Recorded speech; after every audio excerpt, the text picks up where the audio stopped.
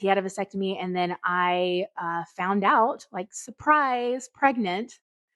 And OMG. oh, you have no idea. I hit the floor. Okay. I had some symptoms and things. And I was like, this is weird, And yeah, I took the test and it was like bright, like pregnant. Hello, and welcome to the Twin Mom Life Podcast. I'm your host, Jess. I created this podcast to help build community, connection, and most importantly, friendships among moms of multiples. Being a twin mom can be amazing and magical. That twin bond is unlike anything I've ever witnessed. But it can also be isolating and overwhelming. I'll be chatting with other twin moms, diving deep into the twin experience, giving advice on what works for us so you don't have to learn the hard way. Juggling two babies at the same time is challenging, but I'm confident we can learn from each other and figure out how to raise these babies together. Welcome to the podcast. Hey, Jessie, how are you? I'm good. How are you doing? I'm doing really good. Doing Okay. good today. So today we have Tera. Can you tell us about yourself?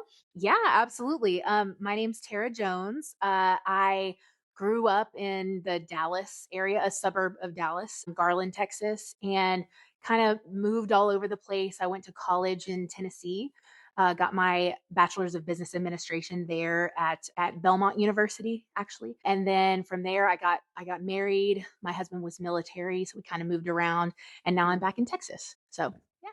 That's me. And I'm a hospital pharmacist. So I went back to pharmacy school later in life, and it took me a while to get there. I kind of did it slowly, obviously children. Yes. And but yeah, so four. Yes, four kids. It's so crazy to say that. Ranging in ages from my oldest is 15, just turned 15, and then my youngest, the twins, are 5. So it's been quite a ride. I bet. So fun and so wild. Yeah. And before we get into it, I would love to know how you filled your own cup today. I know it's kind of early. So if you haven't done that yet, maybe if you have a plan to do that. Yeah. Well, so this morning I showered and put on makeup, which is a win. First of all, I don't get to do that every single day. Putting on makeup is, a bit of a chore when you have 4 kids. So I got to do that, which is great. And then I got Starbucks today. Ooh, yes. So, which is kind of like my guilty pleasure. I get it way too much, probably spend a little too much money on it, but that's kind of my guilty pleasure. So those are my 2 fun things to do today. That's fun. Well, you look fabulous. Thank you. And what's your coffee order? So I get a grande brown sugar oat milk shaken espresso. Ooh. It's quite the mouthful there. But and I get it with no cinnamon powder because it tastes yucky with cinnamon powder. In my opinion, I always get them before I go to work in the evening because I work nights at the hospital, and they know me there, which is even worse, but they know my order. So they're like, no cinnamon powder. And I'm like, exactly. That's So, awesome. Yeah.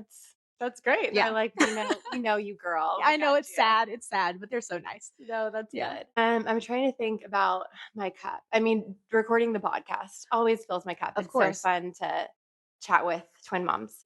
And my daughter has a Valentine's Day party today. Yay. And I'm wearing kind of like a ridiculous Valentine's I loved sweater. it. I didn't comment on it earlier, but I love the ribbon on it. It's so cute. It's a lot. My husband was like, oh, that's interesting. I'm like, yeah, it's for Valentine's Day. It's perfect. It's perfect. It's got the white, the pink. It's great. It looks like hearts. I love it. Thank you. So it's kind of fun to wear like a new sweater. I don't like tend to buy stuff for me, but I'm like, I need a little Valentine's Day sweater. So I also showered and put on makeup, which you look fantastic also. So girl. Doesn't happen every day. So yes, love that. Well, you look great. Thanks, I think girl. we look You great too. today. Yeah. And I to piggyback off of what you said about the Valentine's, my 8-year-old has his Valentine's party tomorrow. So I still have to get the Valentine's together. So I did mine last night. Well, she helps because she'll be 6 next week. She will be 6 next week. I know. Oh, that's so It's crazy. Wild and exciting and emotional and weird. Of course. Like I am old enough to have a 6-year-old. I know. I'm old enough to have a 15-year-old. What? But I always think like, am I old enough to have a 6-year-old? Yeah, I am. But it's exciting and weird and all of the things. But I hear you. Okay, so your girls are the same age as my daughter. Yes. So can you tell us a little bit about your girls? And your girls are also die, and identical, which I definitely want to dive into since that is a big area of confusion. But can you tell us about absolutely that and maybe how they were conceived, if not Yes. giving too much? Yes, of course. You TMI? know a little bit more. So first of all, the girls are 5 now.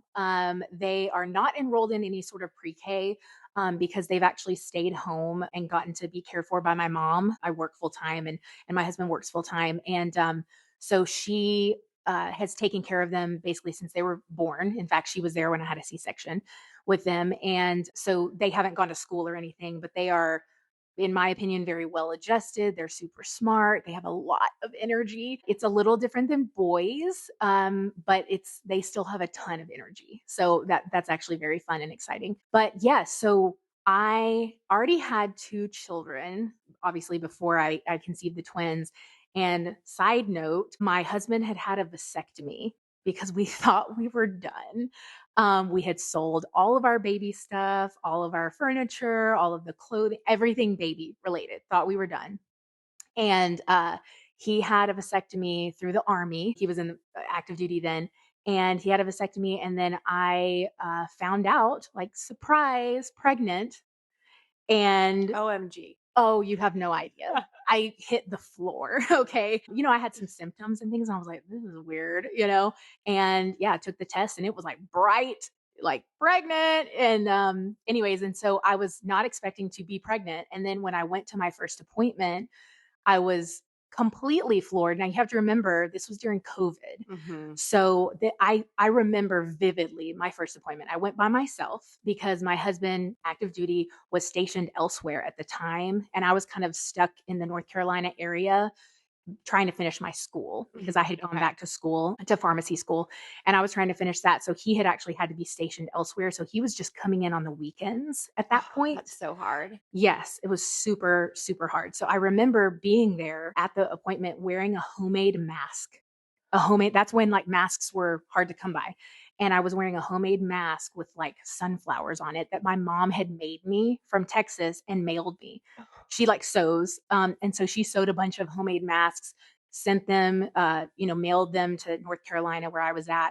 And I just remember it had sunflowers on it. I went in there by myself because, again, this was when a lot of times they weren't even allowing people to come into the appointments with you because of COVID. You had to like check in, wear a mask. They would only let one person in the office at a time. It was really weird. Totally different experience than with the boys. I was at the same clinic that I was with my 8-year-old now. So same doctor, same clinic, or women's health clinic. But yeah, I remember going in, they did the ultrasound, and my sweet doctor, Dr. Richburg at the time, who delivered my 8-year-old, he said, I think there's 2 babies in here. And I was like, what? And you were alone. I was alone. I was alone. But I will tell you this is so crazy.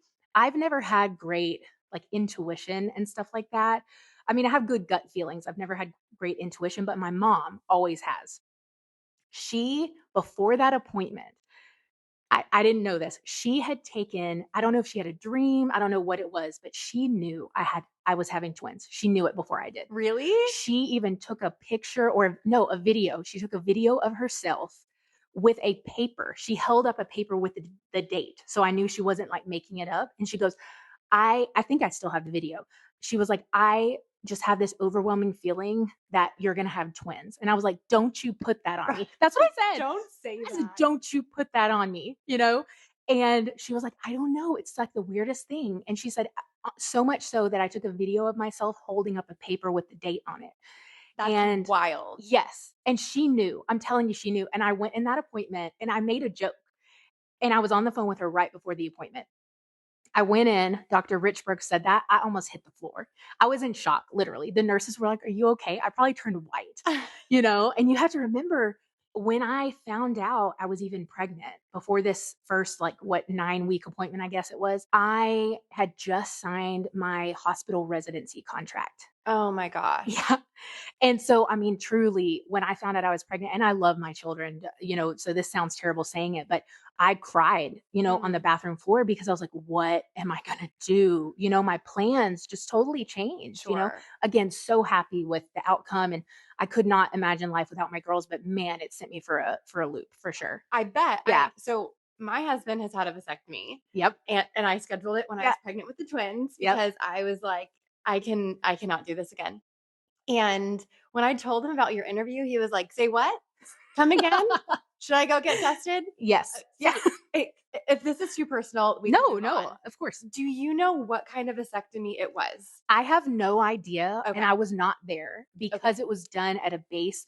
I told you he was at the time stationed at another base, so he was doing like this drive. So he stationed it. I think it was at the time he was in Georgia, and so that's where he had it done. So he had it Okay. done away, and then I will say this is kind of odd, but his recovery seemed very fast in general. And I was like, now he heals very fast and everything. And I was like, interesting. But I mean, he did really well with the procedure. But he said, the doctor was like, it was textbook, all that stuff. Well, one thing I found out is he did not get his follow-up appointment. Okay. So we would have known.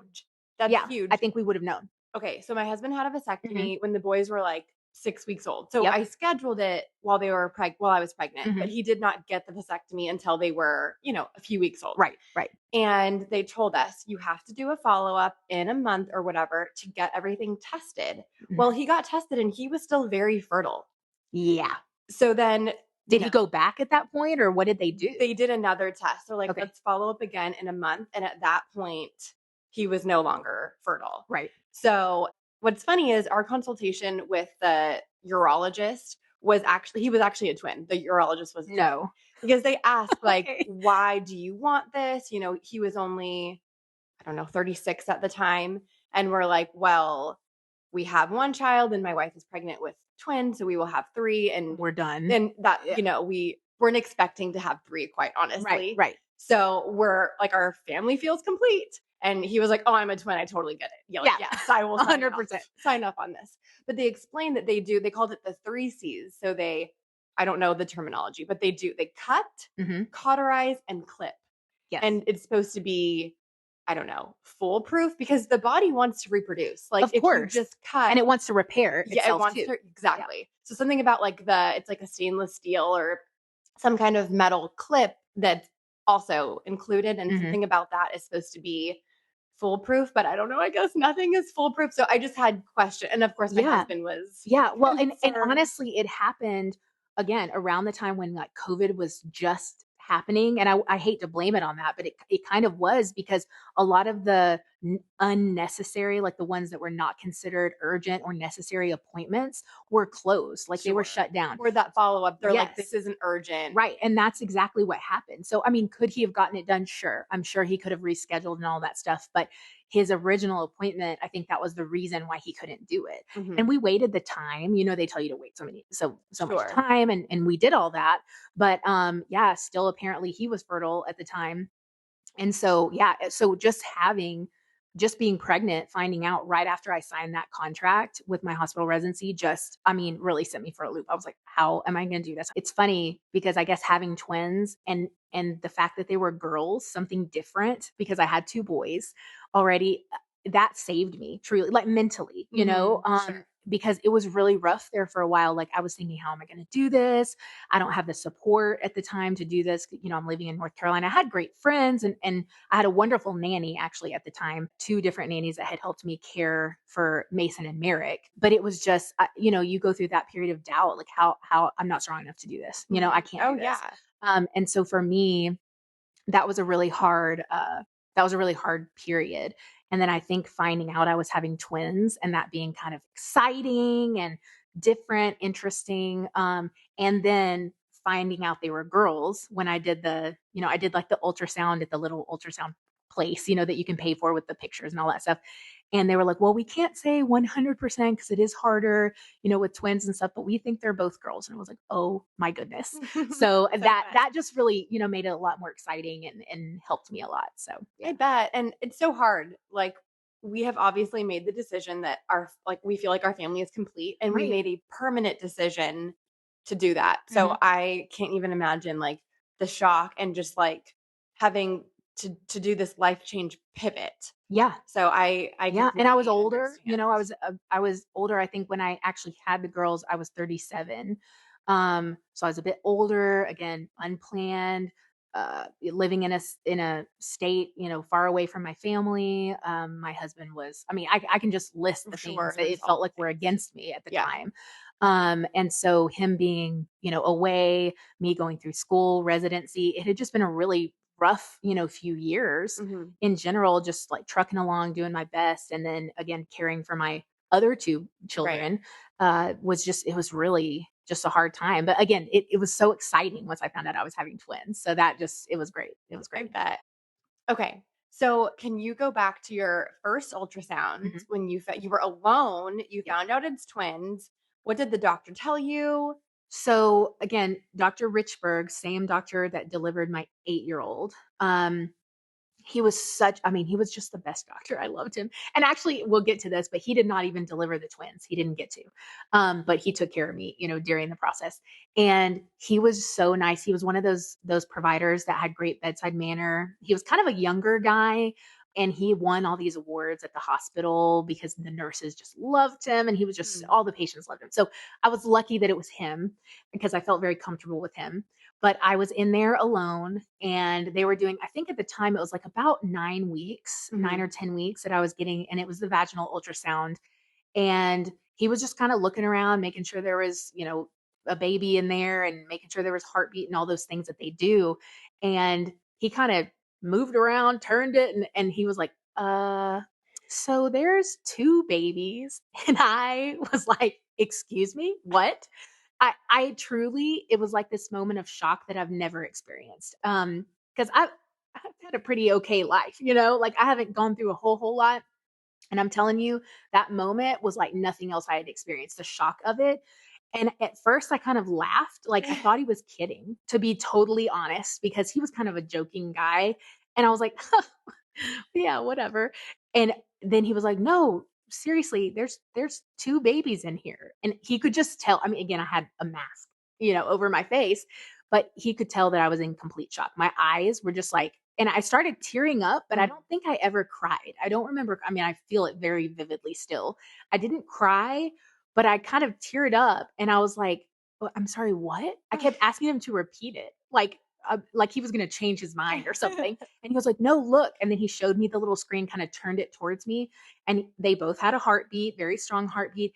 And he was like, showing me the little pictures of them. And I was like, what? I didn't even know what to Just say. like processing all of the Yes, by emotions. myself, Yeah, that's a lot. Oh That's a my lot. gosh. Now, again, his nurses were fantastic. But again, everyone had masks on. So it made it very, more of a sterile feeling environment. Well, and you can't see everyone's like full facial Yeah, yeah. expressions and yeah, Yeah, that's and really being hard. alone. So again, the nurses were so great. They gave me hugs. They kept saying congratulations. And I was like, is it? Like, I don't know. I am so shocked right now. I don't even know what to say.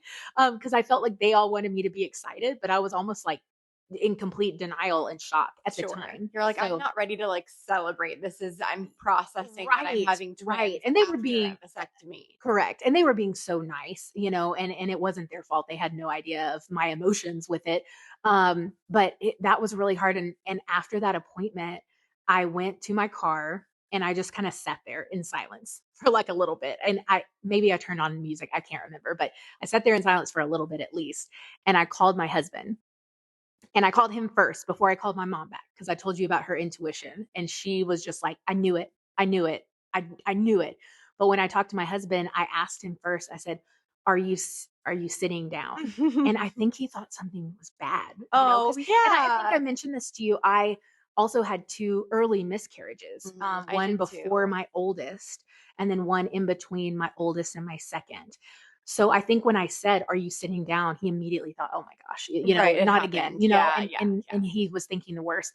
And he goes, yeah, I can be." And I was like, "Okay, go ahead and do that." And he sat down wherever he was at, and I told him, and I'll never forget, he had this laughter, like he laughed, like almost maniacally, like it I've was the never heard that funniest, sound come out of greatest. you. Yes, like it was the funniest, greatest thing. And I mean, that made me feel better, I guess, because he was excited.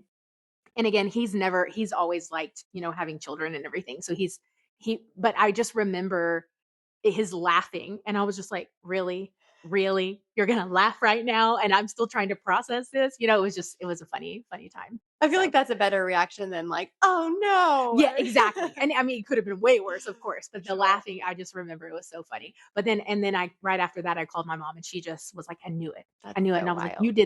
You did this to me," because she just She had that manifested intuition. it. Yep, yep, yep. That's But so funny. And at what point were you told that they were fraternal? Because your girls Yes. are die, so they have their own sacs And and they're their own placenta. right. They had their own sacs and own placenta. So Dr. Richburg, who again probably knew this because he was a very smart guy, but he just told me that day because I asked him. He said it looks like, he couldn't see everything because again it was early, but he was like it looks like they're in two separate sacs. And he actually showed me that day that there was like a line between them. You can kind of Mm-hmm. see it. And he said that means they're fraternal. And he just said like that means they're fraternal. There was no or Sure. this percentage of people could be identical. Like he didn't say that. So when I was telling people initially, I kept telling people, they ask, everyone asks that. I feel like when you tell them twins. So when I would tell people, I would just say, oh, they're fraternal for like weeks, like Mm-hmm. maybe even months. Same. I don't know. Same. And then I had a friend who was a twin mom, and her kids, her twins, were in school, in elementary school at the time with my oldest. And she's the one who said, Are you sure? Like, and I was like, what do you mean? Or am I sure? My doctor said fraternal. Sure. And she said, well, let me send you this article. And her name was Amy, by the way. Hi, Amy. Shout out. And she sent me this article. I can't even remember where it's from. It was from a university that does a lot of twin studies. Mm. And she sent me this article basically saying a certain percentage of die twins could be identical. And so then I was like, oh, well, that's news to me. So then when people would ask, I was like, I don't know if they're fraternal or identical. And so a NICU nurse, and we'll get into that too, but a NICU nurse had suggested I get a DNA test. So we did like the cheek swab DNA test when they were really young. And then it said identical, and that's all she wrote. So yeah. It's so wild. It's Yeah. so crazy how confusing that whole topic Yep. is, because the same exact thing happened to me. Mhm. So my boys are also die, But identical, which can happen, but is more rare, like you were saying. And at our first ultrasound, the ultrasound tech, just like what happened with you, they were like, oh, they're fraternal. And I literally didn't question it. Why would I? No. I didn't really know anything about twins. So same thing. We were like we ended up not having a gender reveal, but we were thinking about it. And then, of course, you could have 3 potential options. They could Mhm. be boys, girls, or boy, girl. Mhm. And I was so shocked. So we did genetic testing. So, like, I did blood work and stuff. And when we got it back that they were identical boys, I was like, say what? It was just another thing to process, Mhm. because with identical twins, there are a few other, I don't want to say complications, but just like other things you have to consider. Right. I have a blood clotting disorder that is genetic. Right. So if I unfortunately passed that down to my daughter, and we Okay. have not tested the boys. So if Okay. one of the boys has They it, both. so does Yeah. the other Yeah. one. Yeah. And then like mixing them up. Like Mhm. obviously if I had boy girl twins, that wouldn't be Right. on our radar at all. Yeah. So that was just shocking. And Mhm. it's just interesting that even medical providers just see like separate sacs, separate placentas, Yep. and just immediately say that. So, and I didn't know that you could do, I mean, it makes sense with DNA, but I didn't know that you could do a cheek swab. Yep. So when you said that, I'm like, oh, how interesting. Yep. So that's And great. I honestly can't, I would have to pull up the form, but I can't remember the company we used. But another twin mom, actually, who I went to like middle school and high school with, she had identical twin girls. And her girls, I know identical twins can look very, very identical. They can have some little, differences. Like I went to school with a pair of twins named Lindsay and Kelly, and their noses looked a little different. Oh, They were really? very much identical, but something about the shape of their noses looked a little different. I feel like my girls are kind of like that. Like some of our family members have a hard time differentiating them, but I don't at all. Like have never had an issue. And when you see them in photos, they to me, I'm like, they don't even look identical. We think the same thing now. Yes. I mean, when they were Yeah. newborns, I was like, OMG, help me. And Mhm. luckily, Waylon has a birthmark on his leg. But when you have a newborn, you're not Yeah. like unzipping their pajamas to tell Yep. who's who. So in the beginning, it was very hard. And they were born 1 ounce different. Oh, see, okay. So mine were a little different. So even from the beginning, for us at least, I feel like it was easy to tell the difference because they had about 4.5 ounces different. Okay. Which is a lot on a Yeah, it's tiny baby. on a tiny baby Yeah. because they were born, early, and we'll talk more about that. So Lila was a smaller one.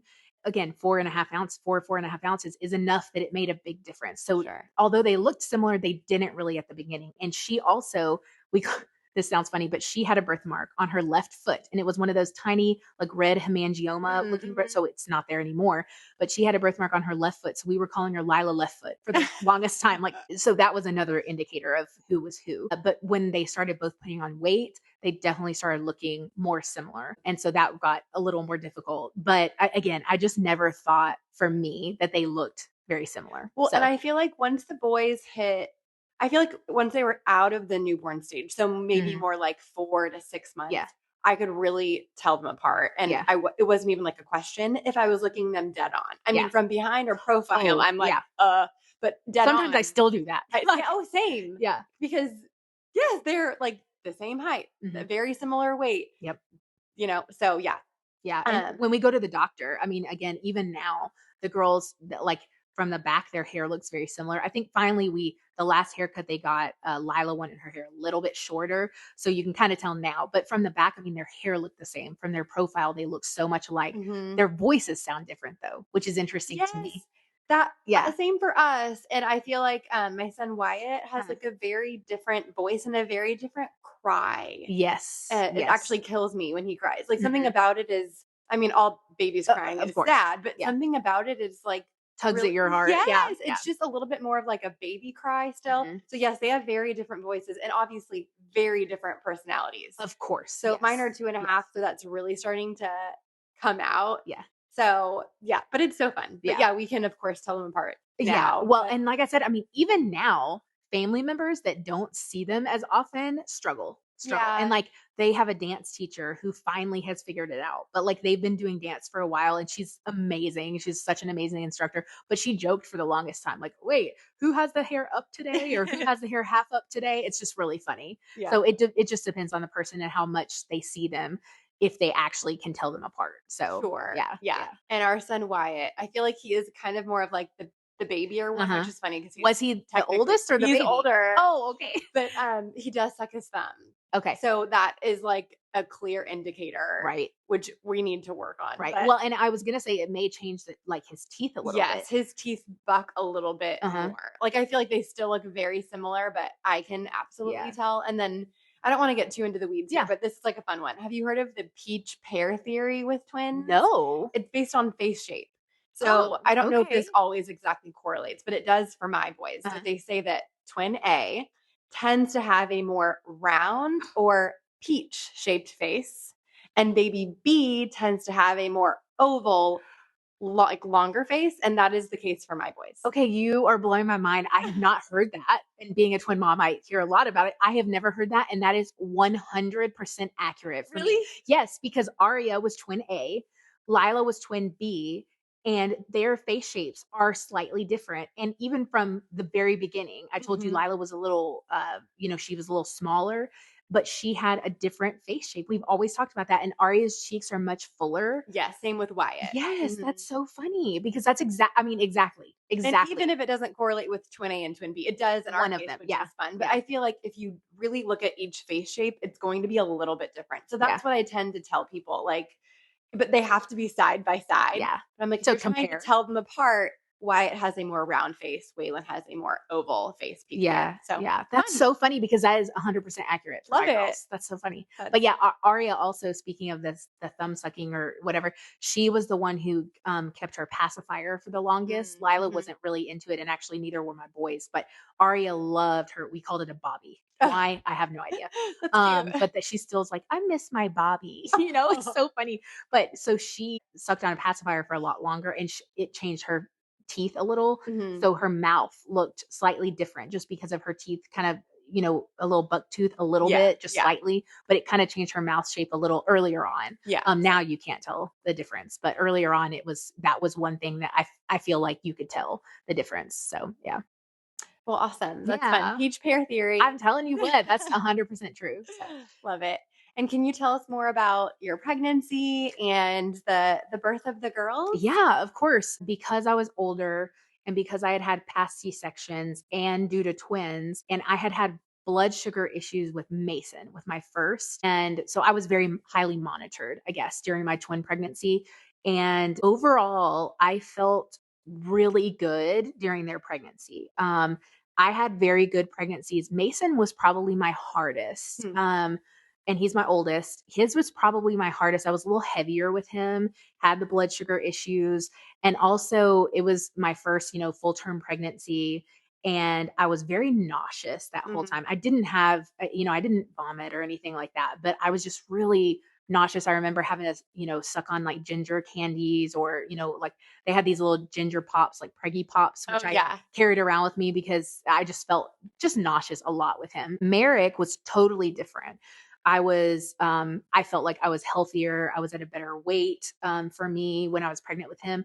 I was in school full time, which sounds like it would be harder, but I feel like my pregnancy with him was probably the easiest out of all three of my pregnancies. His was definitely just easier. I just felt better. I felt energetic. I really didn't have nausea with him. I also was able to breastfeed him for longer because I had some challenges with that with my first and also with the girls. But with him, I was able to, pump and breastfeed longer as well. So maybe I was just in a better spot, health, physically, mentally, I don't know. But you'd think it would be hard because I was in school and it was a very rigorous program. And then my twins was overall great, didn't have the nausea, but I was in the middle of my residency program. That's a lot. Yes, it was a lot. I had Heather was my first nanny, and she was a friend I met at Campbell University, which is where I attended. I had met her in my Master of Science in Public Health program. So I did my MPA too. No, you don't. Yeah, I do. Oh my gosh, that's so funny. Well, I did like a dual program where I got my MSPH along with my PharmD. So a couple of the classes like overlapped as electives. So that's kind of how they, did a dual program. So I did that first, and that's where I met her. Her husband was also military because we were outside of the Fort Bragg. I guess it's called Fort Liberty now, but Fort Bragg area. And I met her. We became friends pretty fast. And so she had offered, she didn't have a job and they were going to be moving fairly soon. So she offered to be my nanny and watch my kids for a little bit while I was in school. Then when she moved, I ended up finding a friend from church who is now like a lifelong friend. Her name's Tammy. And she was my nanny, while I was still going to school and once Merrick was born. So, I really had a village truly. But with the girls, pregnancy wise, I was in residency and I was on my feet all the time in the hospital, in scrubs. Again, COVID became a thing. So I was wearing one of those duckbill masks for healthcare providers. I was trying to do internal medicine rotation. I was on these floors with a lot of sick people. So it was very scary mentally, but physically I felt great with them until I got towards the end and I started getting puffy, retaining a lot of water, way different than my first two pregnancies because I didn't swell or have any issues with my first two pregnancies. So none of that it was all new to me with the girls. None of that was a problem with the boys. And I mean, my ankles were swollen. I felt like my face was swollen. Just everything felt swollen. I am that kind of person. Like, I guess not really with Kaya. But with the boys, I looked like I had like filler. Yes. Like my lips got huge. Like my nose spread. It hurt. My nose gets bigger. Like it hurt to smile. So I had that. It's so uncomfortable. Yes. And I just and pair that with getting huge, right? Because I felt like I was getting so big. I was just much faster, so my skin was stretching faster. I was always itchy, that kind of thing. I was having to wear at one point, in residency, scrubs with the stretchy stuff, the pregnancy scrubs, and just everything was uncomfortable. And towards the end, when I was getting heavier, bigger, I felt, I don't know what it was. I still am not sure because I never had it. I don't know if it was round ligament pain or what it was, but it literally felt like I had a torn groin muscle. So walking just got so difficult. It just felt like I had a torn muscle on both sides, like around my hips and my groin, that I actually ended up asking my doctor to do like a temporary disabled vehicle decal because I had to walk super far. Really far from this outside parking lot for the providers to the hospital. And it was just tearing me up every day. And so I got one of those, a temporary decal, and was able to park a lot closer, which was nice. But they didn't put me on code blue coverage, luckily, because code blue coverage, you had to like run to the code blues, and manage the crash. Just can't. I couldn't have done it. They were very kind to me. And so anyway, so physically it was an okay pregnancy till the towards the end. That's a lot, like a very Yeah. physically demanding job. Yeah. Well, and demanding in general, Of course. but Yeah. physically too. And how late did you work until? So I worked until I guess it was 33 weeks Oh, so because right yeah, up so until I had them at 34 weeks. And at 33-ish weeks, right around there, I had gone to an appointment with my clinic. And again, I cannot say enough things about Cape Fear Valley Health where I worked. That residency program was phenomenal, first of all, because it's top notch. They were great. It's a teaching hospital, but the people in the residency program for pharmacy treated me so nicely about that pregnancy when I had to tell them, because I signed the contract first, found out I was pregnant. They were so nice about it, worked with me so well. They were also very good with my appointments also. So they knew I had to leave early on certain days to do my appointments, and that was difficult, but they worked with me so great. It's great. And so I guess it was 33-ish weeks. I went to my appointment that afternoon after my whole workday. And I did my urine, and they were checking everything, and my blood pressure was high. Just all of a sudden, my blood pressure had been great. And all of a sudden my blood pressure was a little elevated. I can't remember the numbers, but it was a little elevated. And then they said I had a little bit of protein in my urine, which was new. And so she said, because of both of these things and because they've come on so quickly, I want you to go to the hospital and Oh. get checked out. And I was like, oh my gosh, this is not good. Yeah. What was the week that they wanted you to make it to? So they wanted me to make it to 35. That was Okay. the real goal. I mean, 37 is always the goal, right? Sure. But I think in their minds, they were like at least 35, preferably 37. So that's where we were trying to get to. Okay. And I had not had any issues like up until then. No complications, no issues. I was being monitored extra, I told you, at with a neonatologist too. So I was kind of almost doing like duplicate appointments, but again, hadn't had any issues. No blood sugar issues, no blood pressure issues, nothing. Other than minor swelling at that point. Not terrible. I mean, my ankles were bad, but in general. And at that point, they sent me to labor and delivery and was like, you need to get checked out there. And I was like, oh my gosh, That's this scary. can't be good. Like, Yeah. out of nowhere. Yes. And I remember I was a little emotional at that point. I was very stressed out. I was like stressed to the max because the residency program was very challenging in a lot of ways. And, understandably so. And I remember calling my mom. I told Craig, obviously, my husband at the time. And I remember calling my mom, and she had already planned to move in with us. So that was planned ahead of time, that she wanted to help me, with the kids, and she was going to quit her job and she was going to move and sell her house and all these wonderful things, which we'll get more into that later. But I called her, and I think the intuition, remember, she's got that. And I'm an only child. So we've always been very close. And she has some sort of weird, intuition about me, I think. But she, I think, knew something was going to happen soon. And she was like, okay, okay. And she kept saying, well, I need to talk to my boss. I'll just go ahead and come down there. And I was like, no, it's fine. I remember just telling her like, it's fine. It's probably fine. Not a big deal. I have Tammy helping me. We'll be good. And something about it, she could tell something was not going to be okay or not going to be right. And so she, that day, unbeknownst to me, she told her boss she quit that day. And She this was, just again, knew. she knew. She quit that day. She packed up the rest of her stuff.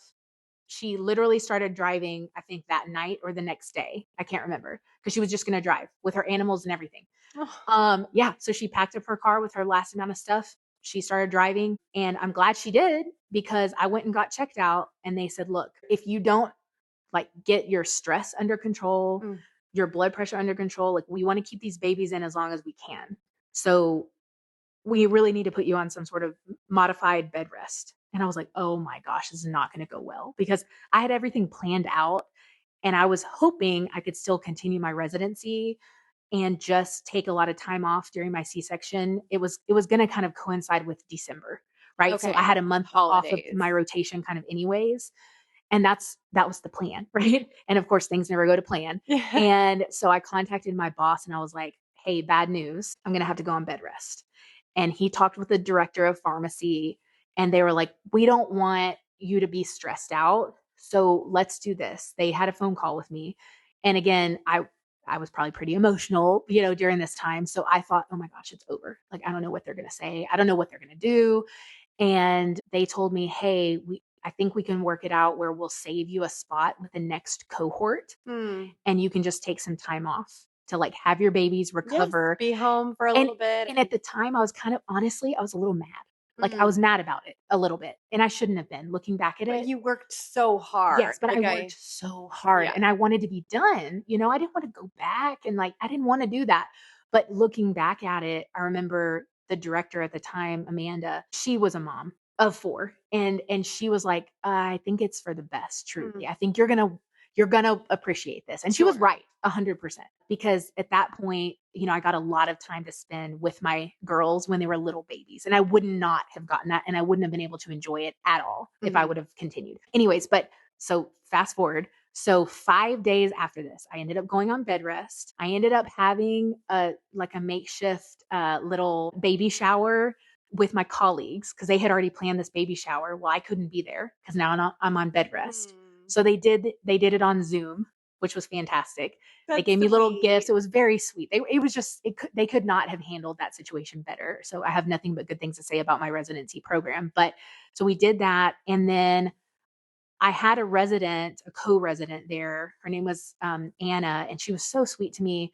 She was a pharmacy resident. She was so sweet to me the whole time. She made a birthday cake for my son, Merrick, and she ended up coming over for Halloween because I had to take my boys trick-or-treating.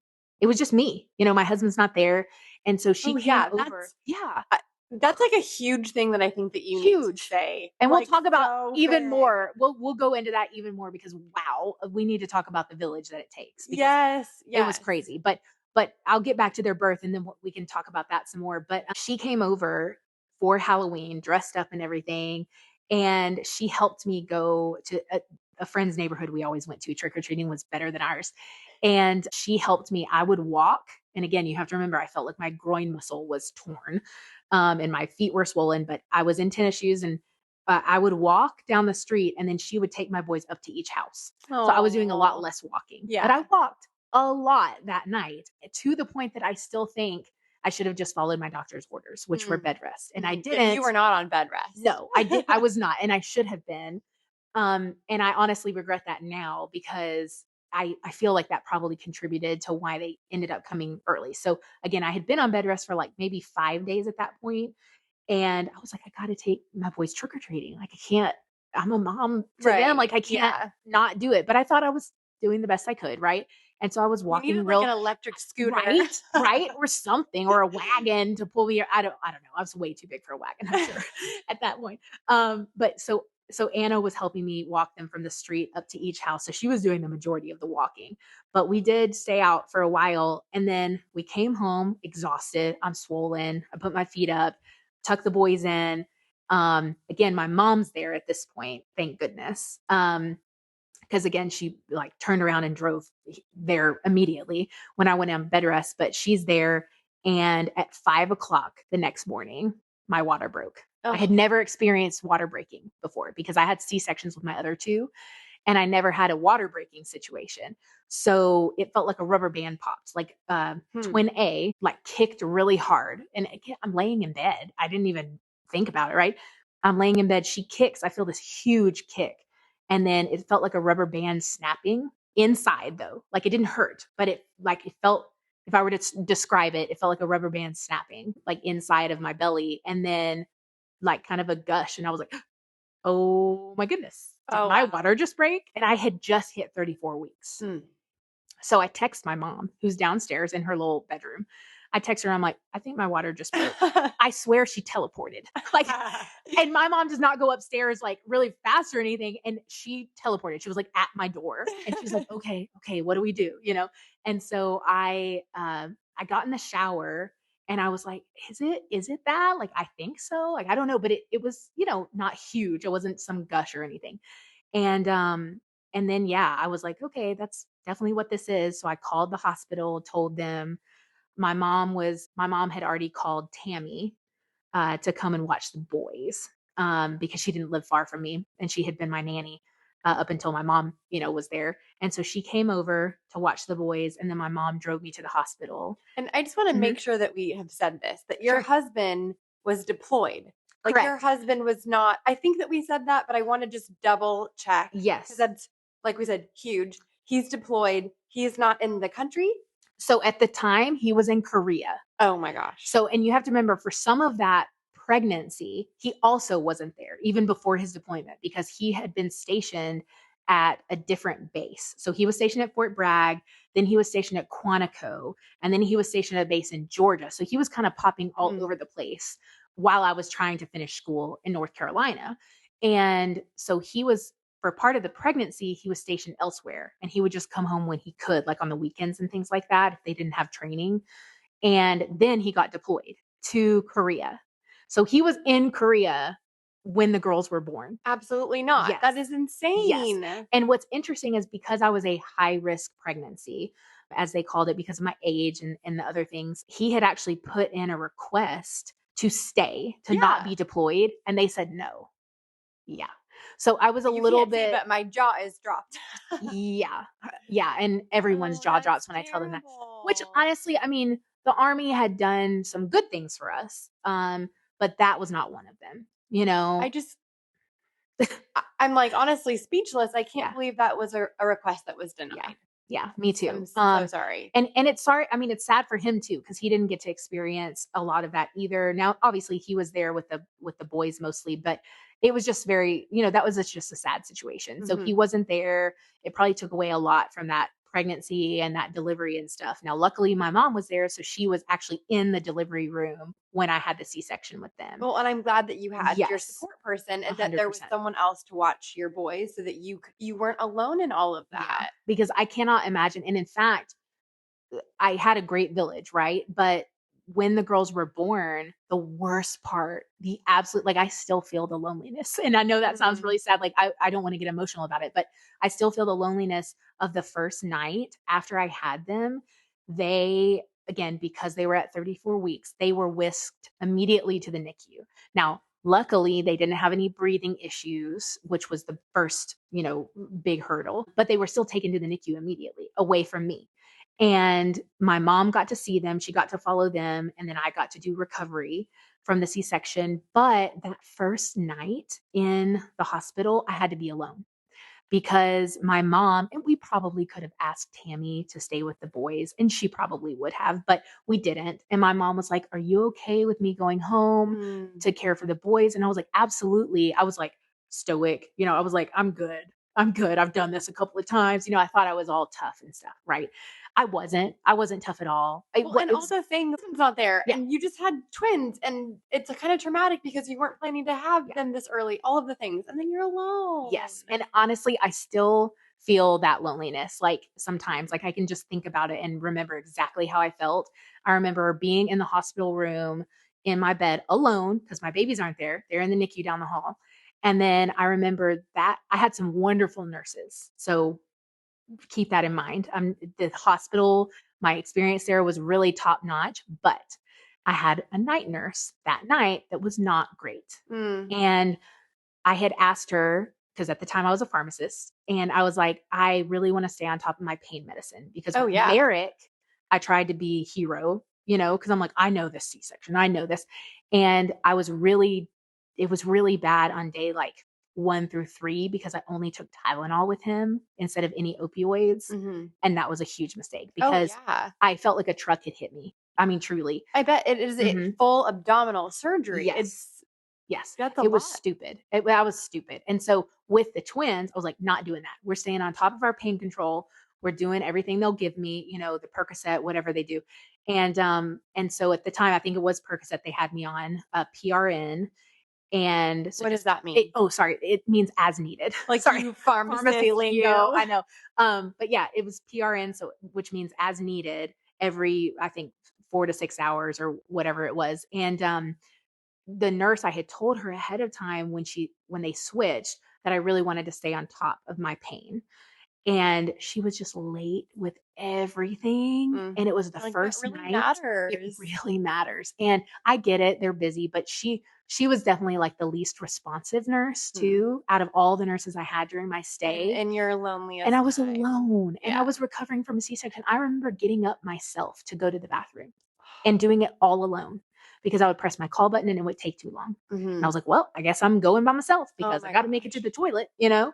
And so I remember getting up and down by myself the same day that I Oh my had the gosh. C-section, not having any support person there overnight. And it was just incredibly difficult for me. And so that first night was just something else, you know, I mean, truly. And I still can like remember that loneliness feeling being so hard and, you know, not to feel sorry for myself or anything, but it was That's tough. a lot. It was a lot. That's a lot. And plus, I'm sure you can speak to this, but I didn't realize the I guess the hormonal shift after twins is unlike any other singleton pregnancy. I agree. Holy So moly. Yeah. I did. So I had, I would say I had pretty severe postpartum depression with my daughter. Mhm. I did not with the boys, Okay. but I experienced hormonal shifts in other ways. Mhm. I had night sweats with my daughter. The night sweats I had with the boys, I could literally wring out my pajamas. I was tested for, like, my doctor was concerned about the amount that I was like that I Yeah. had night sweats. Yeah. So I absolutely had the baby blues and I cried a lot, but it didn't compare to the depression that I felt after Mhm. my daughter. But yes, it was more severe in other ways. Yeah. Yeah. And I had, speaking of, with my first, I had postpartum depression after Mason, which is my first child.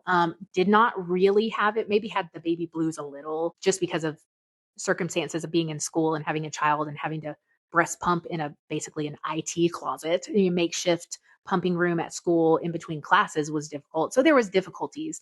But I think with Mason, my postpartum depression was pretty bad. And then with Merrick, not as bad. And with the girls, strangely enough, I probably had the blues a little, but that hormonal shift was unlike anything. I mean, I felt like everything changed. My hair, my skin, the sweats with them were terrible. And I guess coming off of that after I actually delivered them was so hard. Like I feel like I feel like that really affected like my breast milk supply, which I did struggle with Mason with breast milk supply, not as much with Merrick, but I really struggled again with the twins. And I still think that whole shift in hormones was really difficult for me. But getting back to their health, even at 34 weeks, I was so blessed in general because they were overall incredibly healthy. And I'll say that again, we talked about earlier um they didn't have any breathing issues, which is fantastic. Were they more like grower feeders? Yes. Okay. Yes. And then that's why they stayed. So they were in the NICU for 2 weeks. That's really Mhm. impressive for being born that early. I feel Yes. like a lot of other moms I've talked to, if they have them that early, it's more like 60, Yep. 70 days. So, Yep. I mean, any NICU time is challenging, Of but course. especially when you have two kids at home. Right, right. And so I was hoping they could come home really soon. But again, I realized so many twins, children in general, but twins don't come home that early, you know? And so we were really lucky in that regard that they didn't really have anything wrong with them. They had to have Billy lights maybe 1 or 2 days for their bilirubin jaundice. And they really, you couldn't see the jaundice in them at all. Like some babies you can, but they only needed the lights for like a day or two and then their levels were fine. And then I will say Aria, she kind of scared me because in utero, when I was going to the neonatologist, she didn't have any issues, I say, but there was one thing they found with her. They found some hydronephrosis, which is like her ureters looked like they were retaining urine, like they were like I don't know, swollen kind of, and you can Okay. see it on ultrasound. So they were a little concerned. They were monitoring that. And unfortunately, some babies with hydronephrosis in utero will have to have surgery once they're born. So it's like one of two things usually. You are either having surgery or it completely clears itself. Luckily, she was one of the ones that it just cleared. So they actually did for her, she was kind of the only one that had something extra. So they had to do like a urinary ultrasound for her just to make sure her kidneys looked good and her ureters, looked good that carry the urine down. And luckily it cleared. So she didn't have to have any intervention. But That's great. It's those still stressful. it's super stressful, right? And so those are the only two things I get, or the only thing with her that was extra. But the other thing is just growing. And I didn't know anything about this, right? Because my boys were big. And then the girls, again, even though they were 34 weeks, they were like over 4 pounds, both of Oh, them. that's So, great. which was fantastic. But I didn't know all of the ins and outs of this and why the ounces and the NG tubes, why all these were so important. I didn't know. And I guess the reason, and you've probably heard this, of course, because you're a twin mom, but they had to have an NG tube for a while to feed them. And I didn't really understand the reasoning. I'm like, why? Because they can take a bottle. They can take, they couldn't really take a breast. It was pretty hard for them, but they could take a bottle. And I was kind of concerned, like, why? And one of the reasons they explained to me, which makes a whole lot of sense, is that for little tiny babies, it takes a lot of energy. They expend a lot of energy just sucking on a bottle or a breast when they're that small. So what's happening, their tummies are tiny, right? They're just really small. And so they can only take so much as far as calories, and they're expending more calories than they're able to intake when they're sucking on a bottle or a breast. And I didn't know that.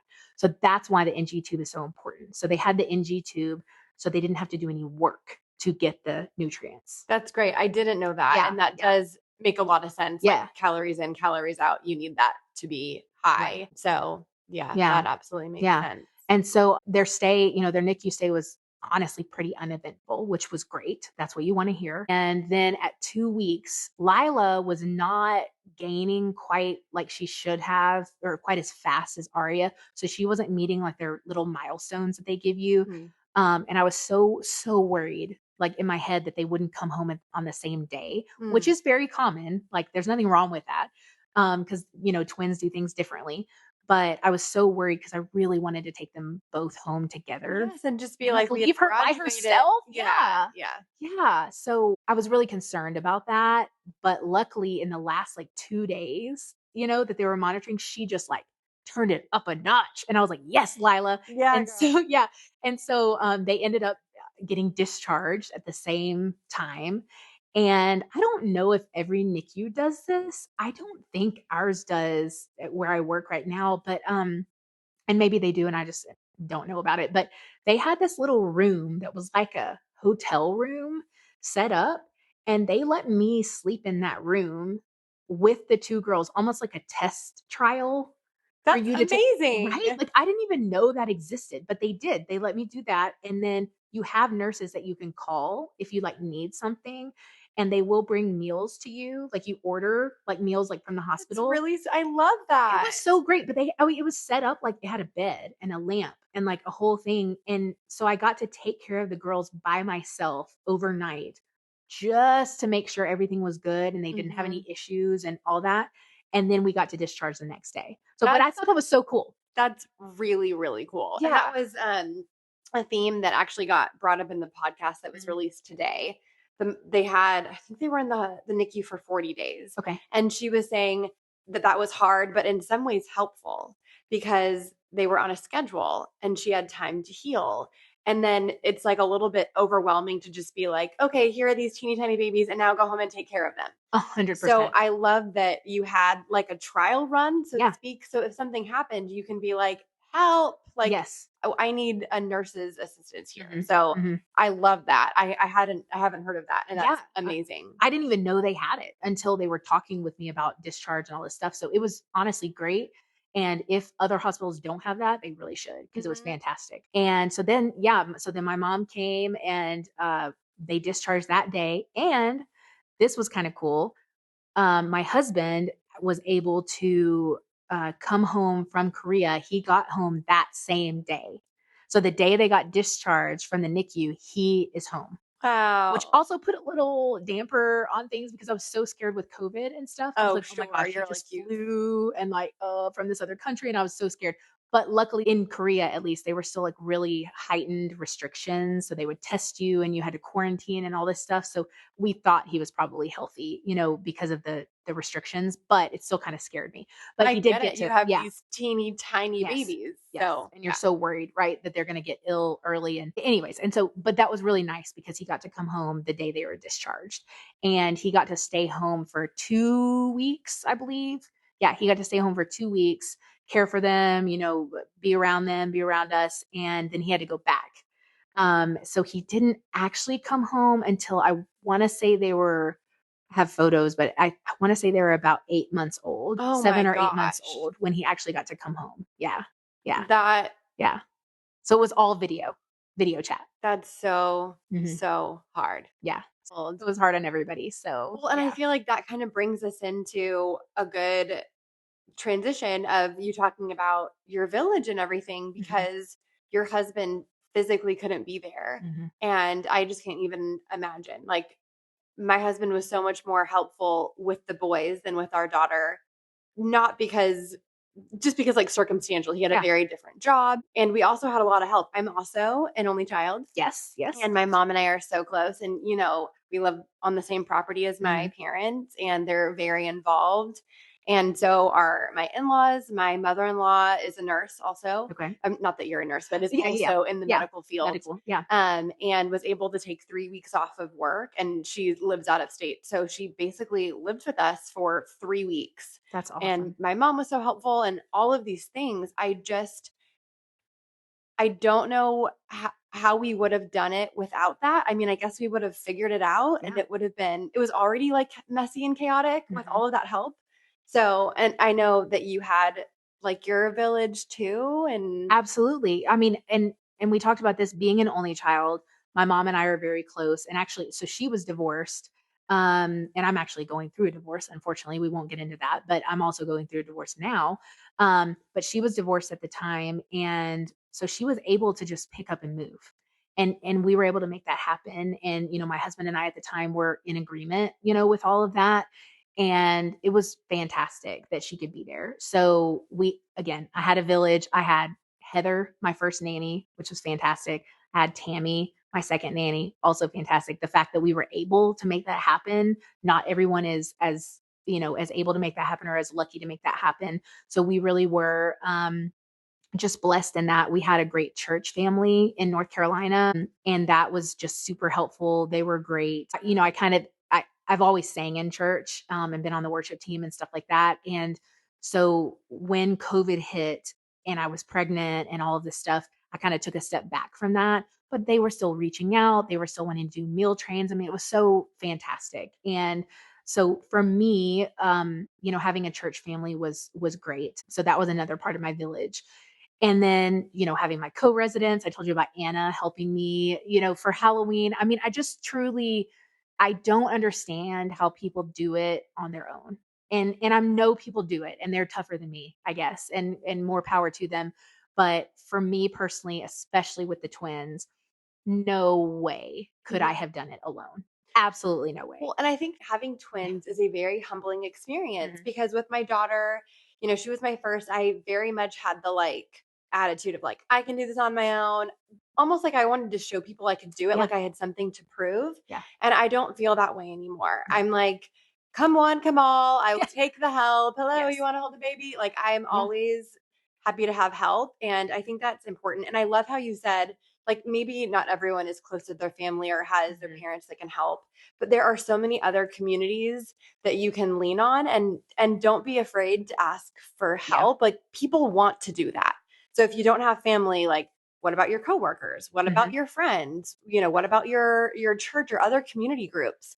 And I love that you said meal train. Yeah. So my neighborhood set up a meal train for me. It Oh, that's lasted like awesome. 6 weeks. It was phenomenal to have a hot meal delivered. Oh my gosh, that was so helpful. Yes. And I will piggyback off of what you said. I mean, again, people can do it, right? People can do it. They do it all the time and they are able to do it on their own, and again, bless them, more power to them. But I'm telling you right now, if you can get a village, if you're a twin mom or an upcoming twin mom or whatever you are, even a singleton mom for crying out loud, just there's no need to try to kill yourself Mhm. doing it all. And Mhm. and again, I learned that after having basically two kids, because it takes you a little while to learn. For me, it Mhm. did.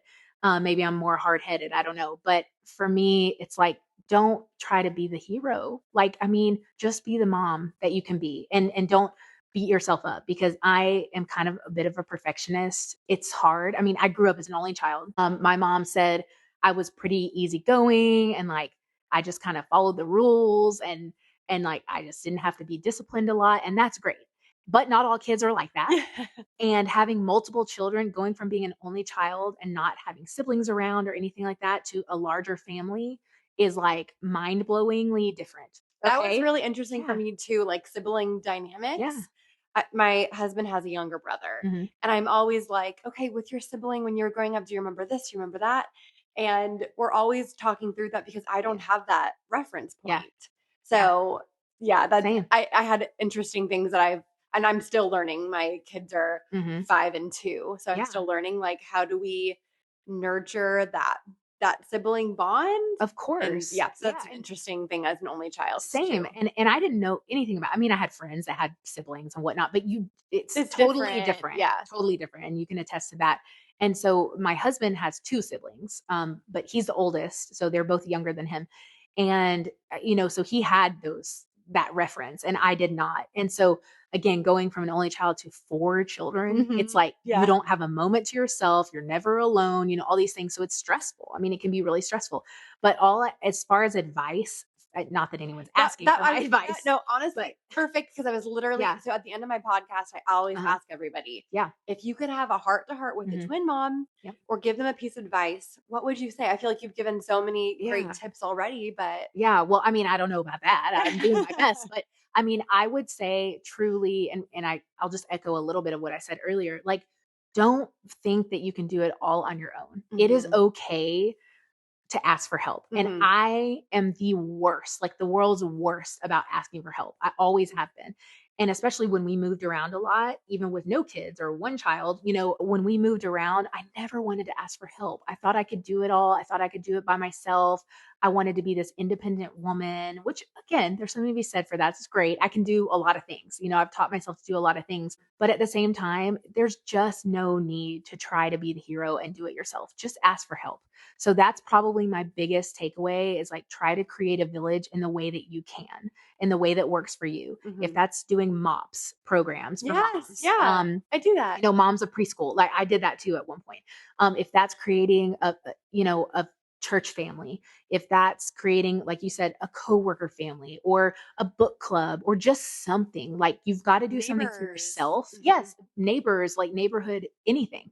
But you got to do something for yourself first of all. So I would say take care of yourself because I am the world's worst about putting my kids before myself, which is, there's something to be said about that. But there was a whole time period where I put myself very last, behind my husband, behind my kids, behind everyone else. And it wears on you. So I think you need to take care of yourself. And because what's the saying? I can't even remember. Like you can't pour from an empty cup, I guess. I was just going to say Yes. that, which is why I Yeah. always want to start my podcast with asking, Mhm. like, what have you done for yourself Oh yeah. today? Forgot. Yeah. That's exactly goes right along with that. Because I think we forget Yeah. that. And I think that is so important. Yep.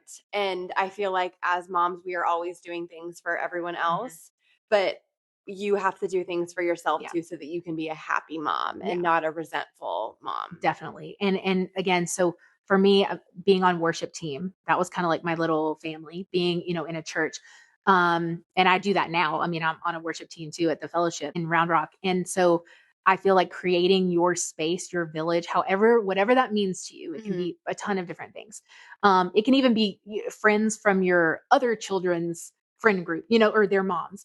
Like I go to Chick-fil-A with a couple of mom friends of my girls dance friends. So, So and in fun. fact, that's how I met you Yes. through, Yes. Brendan doesn't always go to the Chick-fil-A, meets, but that's how I met you is through a friend there. Mhm. And she has a little girl, that is in dance with my girls. And so any way you can create that village is fantastic.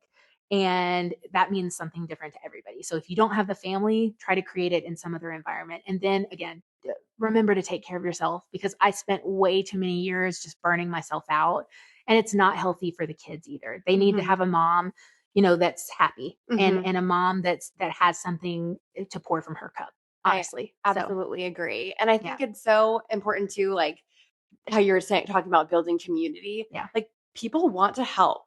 You are not a burden for asking for Yeah. help. People want to be there and to support you. And so Yeah. I And if love all of and that. again, if you are a burden to someone, they're probably not your person. You know what I mean? That's, yep. Because Ding, some ding, people ding. might feel burdened. I mean, I don't know. I'm going through a divorce now, and so life is a little different, right? So everyone's going through stuff. If you feel like a burden to someone, it's probably not your person. So Mhm. just again, I would just encourage everyone to reach out and just try to make that family or that group that you might need to reach out to in whatever capacity that means to you, Mhm. And if it's just going to therapy, I mean, maybe that's what you need. I don't know. Everyone's probably different, but just take care of yourself and ask for help, because that's my best advice, truly. So I yeah. love that, and Yeah. so true. Well, thank you so much for Yeah, taking of time out of your course. busy twin mom Yeah. +2 Yes. Oh my life. gosh. So Yeah. that was so fun to chat. So I Yes, really appreciate it. absolutely. You're very welcome, and I appreciate your time. Awesome. Thank you. Thank you for taking the time out of your busy twin mom life to listen along. I hope this podcast shed some light on a topic that's been on your heart and gave you more confidence as a twin mama. If you know a twin mom, please send this her way. If you like what you heard today, please subscribe to the podcast and leave a review. Check out the show notes to be connected with today's guest and get discount codes for brands I love. See you next Thursday. Until then, you were made for this.